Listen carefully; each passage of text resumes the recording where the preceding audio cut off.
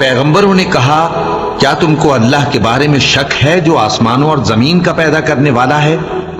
وہ تمہیں اس لیے بلاتا ہے کہ تمہارے گناہ بخشے اور ایک مدت مقرر تک تم کو مہلت دے۔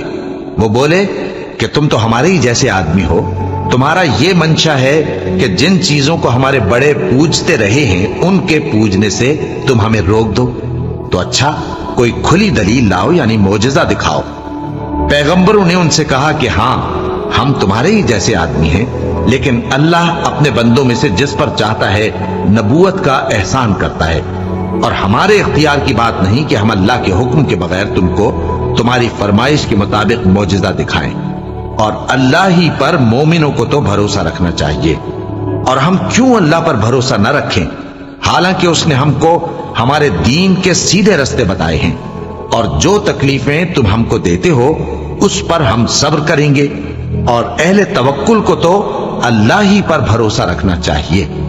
اور جو کافر تھے انہوں نے اپنے پیغمبروں سے کہا کہ یا تو ہم تم کو اپنے ملک سے باہر نکال دیں گے یا تم ہمارے مذہب میں واپس آ جاؤ۔ بس ان کے پروردگار نے ان کی طرف وحی بھیجی کہ ہم ظالموں کو ہلاک کر دیں گے اور ان کے بعد تم کو اس زمین میں آباد کر دیں گے۔ یہ اس شخص کے لیے ہے جو قیامت کے روز میرے سامنے کھڑے ہونے سے ڈرے اور میرے عذاب سے خوف کرے۔ اور پیغمبروں نے اللہ سے فتح چاہی اور ہر سرکش ضدی نامراد رہ گیا۔ اس کے پیچھے دوزخ ہے اور اسے پیپ والا پانی پلایا جائے گا، وہ اس کو گھونٹ گھونٹ کر کے پیے گا اور گلے سے نہیں اتار سکے گا، اور ہر طرف سے اسے موت آ رہی ہوگی مگر وہ مرنے میں نہیں آئے گا، اور اس کے بعد سخت عذاب ہوگا۔ جن لوگوں نے اپنے پروردگار سے کفر کیا ان کے اعمال کی مثال راکھ کی سی ہے کہ آندھی کے دن اس پر زور کی ہوا چلے جو اسے اڑا لے جائے۔ اسی طرح جو کام وہ کرتے رہے ان پر ان کو کچھ قابو نہ ہوگا۔ یہی تو پرلے سرے کی گمراہی ہے۔ کیا تم نے نہیں دیکھا کہ اللہ نے آسمانوں اور زمین کو تدبیر سے پیدا کیا ہے؟ اگر وہ چاہے تو تم کو نابود کر دے اور تمہاری جگہ نئی مخلوق پیدا کر دے، اور یہ اللہ کو کچھ بھی مشکل نہیں۔ اور قیامت کے دن سب لوگ اللہ کے سامنے کھڑے ہوں گے تو غریب پیروکار بڑے بن بیٹھنے والوں سے کہیں گے کہ ہم تو تمہارے پیرو تھے، کیا تم اللہ کا کچھ عذاب ہم پر سے دفع کر سکتے ہو؟ وہ کہیں گے کہ اگر اللہ ہم کو ہدایت کرتا تو ہم تم کو ہدایت کرتے۔ اب ہم گھبراہٹ ظاہر کریں یا صبر کریں ہمارے حق میں برابر ہے، کوئی جگہ رہائی کی ہمارے لیے نہیں ہے۔ اور جب حساب کتاب کا کام فیصل ہو چکے گا تو شیطان کہے گا جو وعدہ اللہ نے تم سے کیا تھا وہ تو سچا تھا، اور جو وعدہ میں نے تم سے کیا تھا وہ جھوٹا تھا، اور میرا تم پر کسی طرح کا زور نہیں تھا۔ ہاں میں نے تم کو گمراہی اور باطل کی طرف بلایا تو تم نے جلدی سے اور بے دلیل میرا کہنا مان لیا، تو آج مجھے ملامت نہ کرو، اپنے آپ ہی کو ملامت کرو۔ نہ میں تمہاری فریاد رسی کر سکتا ہوں اور نہ تم میری فریاد رسی کر سکتے ہو۔ میں اس بات سے انکار کرتا ہوں کہ تم پہلے مجھے شریک بناتے تھے۔ بے شک جو ظالم ہیں ان کے لیے درد دینے والا عذاب ہے۔ اور جو ایمان لائے اور عمل نیک کرتے رہے وہ بہشتوں میں داخل کیے جائیں گے جن کے نیچے نہریں بہہ رہی ہیں۔ اپنے پروردگار کے حکم سے وہ ہمیشہ ان میں رہیں گے، وہاں وہ ہر ملاقات پر ایک دوسرے کو سلام کہیں گے۔ کیا تم نے نہیں دیکھا کہ اللہ نے کلمہ طیبہ کی کیسی مثال بیان فرمائی ہے؟ وہ ایسی ہے جیسے پاکیزہ درخت جس کی جڑ مضبوط ہو اور شاخیں آسمان میں پھیلی ہو، وہ اپنے پروردگار کے حکم سے ہر موقع پر پھل لاتا ہو۔ اور اللہ لوگوں کے لیے مثالیں بیان فرماتا ہے تاکہ وہ نصیحت حاصل کریں۔ اور ناپاک بات یعنی غلط عقیدے کی مثال ناپاک درخت کی سی ہے کہ وہ زمین کے اوپر ہی سے اکھیڑ کر پھینک دیا جائے، اس کو ذرا بھی قرار و ثبات نہیں۔ اللہ مومنوں کے دلوں کو صحیح اور پکی بات سے دنیا کی زندگی میں بھی مضبوط رکھتا ہے اور آخرت میں بھی رکھے گا۔ اور اللہ بے انصافوں کو گمراہ کر دیتا ہے، اور اللہ جو چاہتا ہے کرتا ہے۔ کیا تم نے ان لوگوں کو نہیں دیکھا جنہوں نے اللہ کے احسان کو ناشکری سے بدل دیا اور اپنی قوم کو تباہی کے گھر میں لا اتارا، یعنی دوزخ میں، کہ سب ناشکرے اس میں داخل ہوں گے اور وہ برا ٹھکانہ ہے۔ اور ان لوگوں نے اللہ کے شریک مقرر کیے کہ لوگوں کو اس کے رستے سے گمراہ کریں۔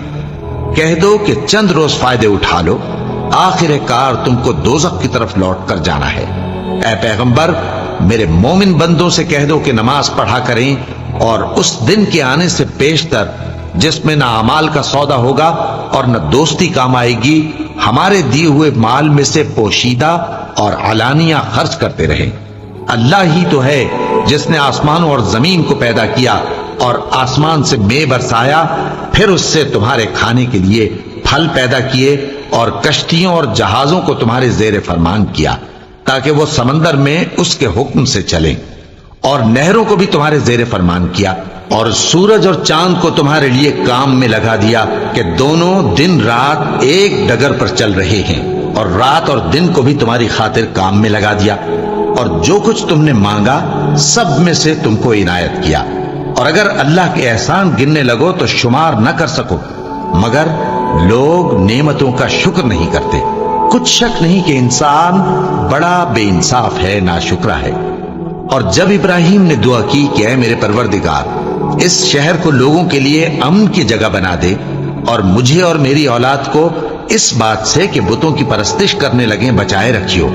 اے پروردگار، انہوں نے بہت سے لوگوں کو گمراہ کیا ہے، سو جس شخص نے میرا کہا مانا وہ میرا ہے، اور جس نے میری نافرمانی کی تو بخشنے والا ہے، مہربان ہے۔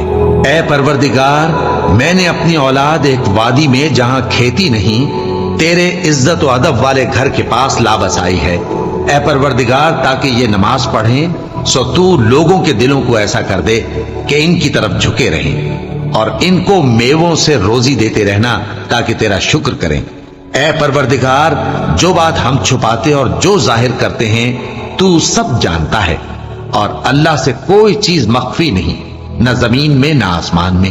اللہ کا شکر ہے جس نے مجھ کو بڑی عمر میں اسماعیل اور اسحاق بخشے، بے شک میرا پروردگار دعا سننے والا ہے۔